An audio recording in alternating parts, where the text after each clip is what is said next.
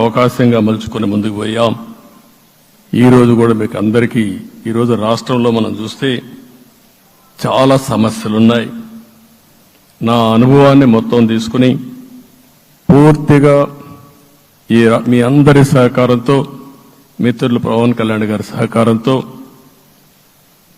పేద ప్రజల జీవితాలను మార్చడానికి నిత్యం ఆలోచిద్దాం.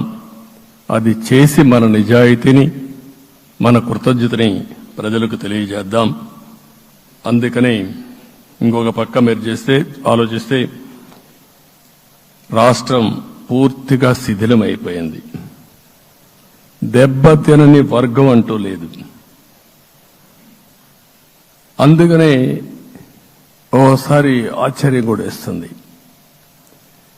ఈ రాష్ట్రం నుంచి కూలి పనుల కోసం వేరే రాష్ట్రాలకు వెళ్లిన వ్యక్తులు సొంత డబ్బులు పెట్టుకుని వాళ్ళ యొక్క ఫుడ్ కూడా పాకెట్స్ తయారు చేసుకుని వచ్చి ఓటేసి మళ్లీ వెళ్లారు. ఇది ఊహించని పరిణామం. ఇక్కడుండేవాడు ఓటేడు ఒక ఎత్తైతే, పేదవాడు చిన్న చిన్న పనులు చేసుకునేవాడు కూడా వచ్చి ఓటేశారు. ఎక్కడో అమెరికా, ఆస్ట్రేలియా, ఆఫ్రికా విదేశాల్లో ఉండే ఎన్ఆర్ఐస్ అయితే లక్షల రూపాయలు ఖర్చు పెట్టుకొని వచ్చి పనిచేశారు. లక్షల రూపాయలు ఖర్చు పెట్టుకొని వచ్చి మనకు ఓటేశారు. నా జీవితంలో ఎన్నోసార్లు ఎన్నికలు చూశాను, కానీ ఈసారి ఒక బాధ్యతతో ఓటర్స్ ప్రవర్తించిన తీరు శాశ్వతంగా తెలుగు జాతి చరిత్రలో మిగిలిపోతుంది. అది ఈరోజు జరిగిన విషయం మనం గుర్తుపెట్టుకోవాలి. మనందరం ఒకటే గుర్తుపెట్టుకోవాల్సిన అవసరం ఉంది.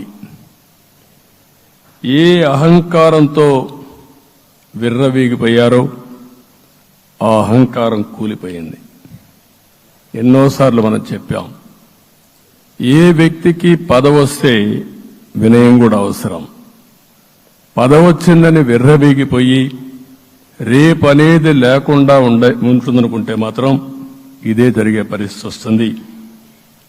అయితే మీ అందరినీ నేను కోరేది ఒకటే, ఇవన్నీ ఒక కేస్ స్టడీగా మీరందరం స్టడీ చేసుకోవాల్సిన అవసరం ఉంది. ప్రజలు బూతులు మాట్లాడే నేతల్ని, అరాచక శక్తుల్ని, అవినీతి పరుల్ని చూశారు. పాలకులంటే ఎలా ఉండాలో చూశారు. ఈ 5 సంవత్సరాల్లో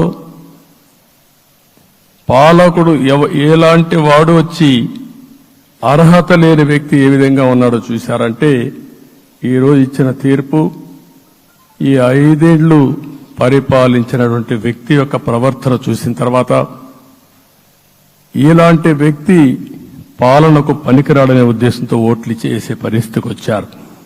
ఇది నా ఉద్దేశ ప్రకారం ఒక కేస్ స్టడీ అవుతుంది, మనందరం కానీ జాగ్రత్తగా ఆలోచిస్తే. కానీ మనం కూడా అదే విధంగా కక్ష తీర్చుకోవాలి అని కానీ మనం ముందుకు పోతే మనకు కూడా సమస్య వస్తుంది.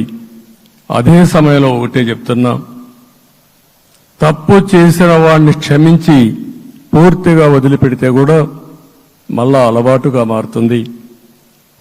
తప్పు చేసిన వాళ్లకు శిక్ష పడవలసిన అవసరం ఉంది, చట్టపరంగా శిక్షించాల్సిన అవసరం ఉంది. అదే సమయంలో విధ్వంస రాజకీయాలు, కక్షా రాజకీయాలు కాకుండా ఇవన్నిటిని ప్రక్షాళన చేయాల్సిన అవసరం ఉందని చెప్పి కూడా నేను మీకు తెలియజేస్తున్నా. ఇంకొక పక్క 5 ఏళ్లలో ఎన్నో సంవత్సరాలు చూశాను, కానీ కార్యకర్తలపైన దాడులు, హింసా రాజకీయాలు, అక్రమ కేసులు, వేధింపులు, కడాన సోషల్ యాక్టివిస్టులు కూడా ఇష్టానుసారంగా కేసులు పెట్టి హెరాస్ చేస్తే నిద్రపోకుండా వాళ్ళు కాపాడుకున్నాం. ఇంకొక పక్కన అన్ని పార్టీలకు 3 పార్టీలకు అనుభవం ఉంది. ఈరోజు మీరు చూస్తే ప్రాణాలు తీస్తూ అరాచకంగా ప్రవర్తిస్తూ తెలుగుదేశం పార్టీలో ఒక ఉదాహరణ చూసినప్పుడు అన్ని పార్టీలకు వర్తిస్తుంది. ఏదైతే మన పార్టీకి వ్యతిరేకంగా నేను ఆ పేర్లు చెప్పకూడదు కాబట్టి చెప్పలేదు, కానీ స్లోగన్ ఏమంటే కడాన మెడ మీద కత్తున్న జై తెలుగుదేశం అంటూ ప్రాణాలు వదిలిపెట్టే పరిస్థితికి వచ్చారు. ఇది ఊహించని పరిణామాలు ఇవన్నీ. ఇప్పుడు కూడా కళ్ల ముందర తిరిగే పరిస్థితి వస్తుంది. అందుకే ఈరోజు మనందరం కూడా ఇవన్నీ గుర్తుపెట్టుకుని, నాకు జరిగిన అవమానాలు చూశారు. నేను అందుకే మా కుటుంబానికి జరిగిన అవమానంతో నేను కూడా భరించలేక బయట వచ్చినప్పుడు ఒకటే శపథం చేసి వచ్చాను. ఆ శపథం, ఇది గౌరవ సభ కాదు, ఇది కౌరవ సభ.